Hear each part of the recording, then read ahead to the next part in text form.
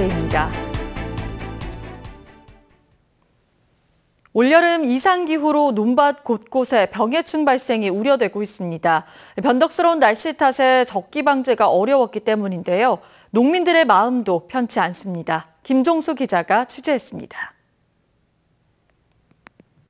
고흥군의 최대 유자 군락지답게 과수마다 생기가 가득합니다. 하지만 폭염 속에 내린 반가운 비 속에서도 농민들의 마음은 편치 않습니다. 올여름 계속된 최악의 폭염으로 튼실해야 할 유자가 곳곳에 생채기를 입었기 때문입니다. 정말 이거 애써서 농사 지어가지고 이런 것이 생기니까 이게 사실 허탈감이 참 많이 들어.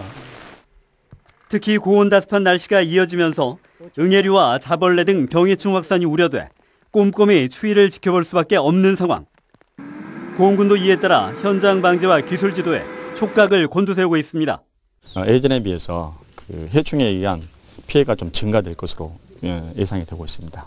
그래서 농가분들은 거기에 따른 꾸준한 예찰과 함께 적기에 방제를 하셔서 이상기후의 영향은 벼논도 피해가지 못하고 있습니다. 우렁이와 천연약재 사용 등 친환경 농업에 자부심을 갖고 있던 농민들도 오락가락한 날씨를 당해낼 수 없습니다. 매년 이루어지던 적기 방제가 폭염과 폭우로 미뤄지다 보니 수확 감소에 대한 걱정부터 앞섭니다. 방제하는데 비가 오락가락하고 또 온도가 너무 상승하니까 제때 방제를 해드리지를 못하니까 하지를 못하니까 우리 농가에서는 가장 그게 큰 원인으로 보고.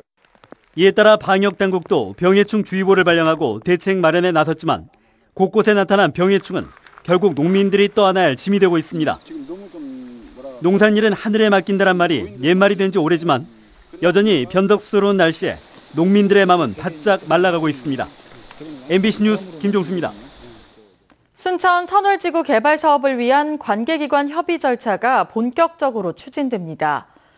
광양만권 경제자유구역청은 선월지구 사업 시행자인 중흥건설로부터 최근 실시계획 승인 신청서를 접수했으며 앞으로 순천시와의 협의와 주민 설명회 등을 거쳐 연내에 실시계획을 승인할 계획이라고 밝혔습니다. 순천 신대지구에 인접한 선월지구는 0.98제곱킬로미터로 오는 2020년까지 2,600여억 원이 투입돼 16,300명을 수용할 수 있는 복합 택지로 개발됩니다. 올해 5.18의 새로운 진실들이 37년 만에 본물처럼 터져나오고 있습니다. 이번에는 80년 당시 신군부가 폭탄을 장착한 전투기를 대기시켰다는 증언이 나왔는데 진상규명 요구에 다시 불이 붙었습니다. 김인정 기자입니다. 80년 5.18 당시 공군 전투기들이 폭탄을 장착한 채 비상 대기했다는 공군 조종사의 새로운 증언은 또 한 차례 시민사회에 충격을 안겼습니다. 시민을 향한 무차별 헬기 사격에 이어 광주 시민을 적으로 규정하고 폭격하려 한 계획이 있었다는 증언에 시민들은 분노를 금하지 못했습니다. 증언 한마디에 피가 거꾸로 솟고 치가 떨립니다. 우리를 적으로 규정하고 폭격하려 했던 계획이 단순한 소문이 아니었던 사실에 5월 영령들은 물론 150만 광주 시민은 분노를 금할 수가 없습니다. 고 피터슨 목사가 증언해온 공군의 광주 폭격 준비설과 맞닿는 이번 증언뿐 아니라 당시 시민들의 증언으로만 남아있던 헬기 사격 등 5.18의 끔찍한 참상이 올해 들어 속속 사실로 드러나고 있습니다. 이미 드러나 있는 진실과 아직 밝혀지지 않은 진실을 꿰어 맞출 정부와 군 차원의 진실 규명 필요성에 힘이 실리고 있는 겁니다. 국회는 유해를 막론하고 5.18 진상규명특별법 제정과 역사 왜곡 행위를 뿌리 뽑기 위한 5.18 민주화운동 등에 관한 특별법 개정안을 조속히 통과시켜야 한다. 37년이 지나도 반성이 없는 전두환 회고록과 5.18을 소재로 한 영화 택시 운전사로 국민적 공분과 관심이 고조된 가운데 진실을 밝혀줄 특별법 통과 여부에 시민들이 촉각을 세우고 있습니다. MBC 뉴스 김민정입니다. 전라남도의 브랜드 시책인 가고 싶은 섬 가꾸기 대상지 선정 작업이 오늘부터 본격적으로 시작됩니다. 전라남도는 섬 전문가로 구성된 평가단이 오늘부터 서류 평가와 현장 평가에 들어가 다음 달 말쯤 사업 대상지 2곳을 발표할 예정이라고 밝혔습니다. 지난 18일까지 한 달 동안 진행된 가고 싶은 섬 가꾸기 공모에는 여수, 연도 등 도내 9개 섬이 신청서를 제출했습니다. 한 차례 사업 시행자가 바뀌었던 목포 임성지구 도시개발 사업이 가시화하고 있습니다. 일정을 앞당겨 올해 안에 개발사업 본협약을 체결하는 등 행정 절차가 속도를 내고 있습니다. 김양훈 기자가 취재했습니다.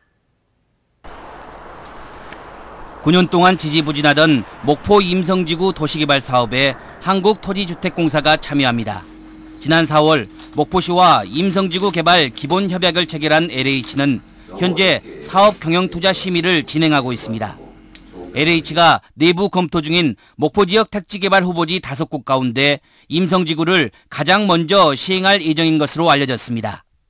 대규모의 사업 예산을 수반하는 공사 경영 및 투자 관련한 주요 의사 결정을 심사하기 위해 준비 중입니다. 9월 중으로 이렇게 끝내려고 준비를 하고 있습니다. 9년 동안 재산권 행사를 못했던 400여 세대 원주민들은 개발 사업 진행 상황에 기대를 걸고 있습니다. LH 관계자들이 참여한 가운데 앞으로 예상되는 분쟁 등의 해결책을 찾기 위한 사업 설명회도 최근 열렸습니다. 저희 시에서도 주민들의 뜻이 최대한 반영이 될 수 있도록 토지주택공사와 적극적으로 의사 전달을 하겠습니다. 다음 달 말 LH의 사업 경영투자 심의 개최 후 임성지구 도시개발 사업은 조사 설계 영역에 들어갑니다. 사업이 계획대로 추진되면 2019년 보상이 시작되고 2020년 개발 사업이 본격 시작될 예정입니다. 임성지구는 석현동과 오감동 일원 197만 제곱미터 부지에 2천억여 원을 투입해 21세기형 신도시 모델로 개발됩니다. MBC 뉴스 김양훈입니다. 여수 상공회의소가 광양항 석유화학부두 조기 건설과 부두 형식 변경 등을 정부와 지자체에 공식 건의했습니다. 여수상인은 해양수산부와 여수해수청, 전남도와 여수시 등에 보낸 건의서에서 여수산단 내 석유화학부두가 비좁아 선박선 채선 시간이 늘면서 항만 경쟁력이 떨어지고 있다며 석유화학부두 조기 건설을 요청했습니다. 상인은 또 현재의 돌핀식 부두 건설 방식보다는 중력식 부두가 더 안전하고 경제적이라며 계획 변경도 함께 요구했습니다. 해양수산부는 지난해 9월 국내 항만의 물류 경쟁력 제고를 위한 제3차 전국 항만 기본계획 수정 계획을 확정 고시한 바 있습니다. 다음 달에 열리는 광양 전통 숯불구이 축제가 지역 대표 축제로 거듭나기 위해 다양한 변신과 차별화를 추진합니다. 제16회 광양 숯불구이 축제위원회는 최근 행사 대행업체를 선정한 데 이어 전국을 대상으로 유명 불고기 식당을 초청한 음식 경연대회나 불고기 양념 경연대회를 개최하는 등 축제 행사 차별화 전략을 깊이 있게 구성하고 있다고 밝혔습니다. 위원회 측은 또 이 같은 시도를 통해 전라남도 대표 축제로 지정받을 수 있도록 SNS 홍보 등도 강화하기로 했습니다. 올해 숯불구이 축제는 오는 9월 21일부터 24일까지 서천변 일원에서 열릴 예정입니다. 순천시 연양동의 명말 경로당이 에너지 소모를 최소화한 패시브 하우스로 인증받았습니다. 순천시는 올해 9억 원을 투입해 연양동에 350제곱미터 규모로 신축한 이 건물이 독일 패시브하우스 협회로부터 인증을 획득했다고 밝혔습니다.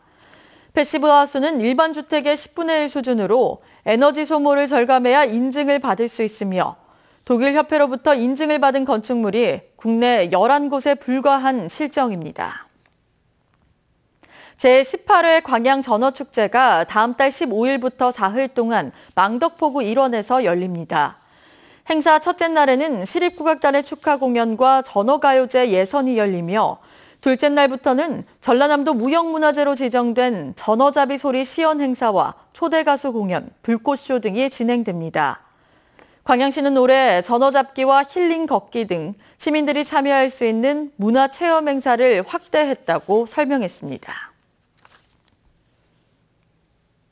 영화를 통해 장애인들과 소통하는 사랑 나눔 시네마데이 행사가 어제 CGV 광양점에서 열렸습니다. LF스퀘어 광양점이 후원하고 광양 로타리클럽이 주관한 이번 행사에서 장애인과 클럽 회원 등 170여 명은 영화 청년경찰을 관람한 뒤 선물 나눔 등 다양한 이벤트를 통해 친목을 다졌습니다. 네, 오늘은 더위가 가신다는 가을의 두 번째 절기 처서입니다. 아침부터 중부지방 곳곳으로는 강한 빗줄기가 이어지고 있는데요. 특히 경기도 평택과 충남 당진으로는 호우특보가 내려진 가운데 이미 80mm에 달하는 많은 비가 쏟아진 상태고요. 지금도 시간당 20mm 안팎으로 강하게 내리고 있습니다. 앞으로 내일까지 예상되는 비양을 보시면 수도권과 영서로는 200mm 이상의 폭우가 쏟아지겠고요. 충청도에 최고 100mm, 그 밖에 영동과 남부지방에 20에서 60mm 정도입니다. 특히 내일 아침부터 오후 사이 중북부 지방으로는 시간당 50mm 이상의 세찬 비가 벼락과 동반에 집중될 걸로 보이고요. 호우주의보도 발효가 되겠습니다. 중부지방은 이미 많은 비가 내려 지반이 약해진 상태니까요. 추가 피해 없도록 조심하셔야겠습니다. 오늘 비가 오는 중부지방은 더위가 쉬어가지만 소나기 정도만 오는 남부지방으로는 기온이 어제만큼 오를 텐데요. 한낮에 서울은 28도로 어제보다 2, 3도가량 낮겠고 경상도와 제주도로는 폭염주의보가 내려진 가운데 대구가 34도까지 치솟겠습니다. 출근길 현재 기온 보시면 서울 24.7도, 울산이 28.1도로 밤사이에도 25도를 웃돈 지역이 많고요. 한낮에는 서울 28도, 광주와 대구는 34도까지 오르는 등 남부를 중심으로 무덥겠습니다. 내일도 전국 곳곳에선 비가 오겠고 남부지방은 모레 오후까지 이어지겠습니다. 날씨였습니다.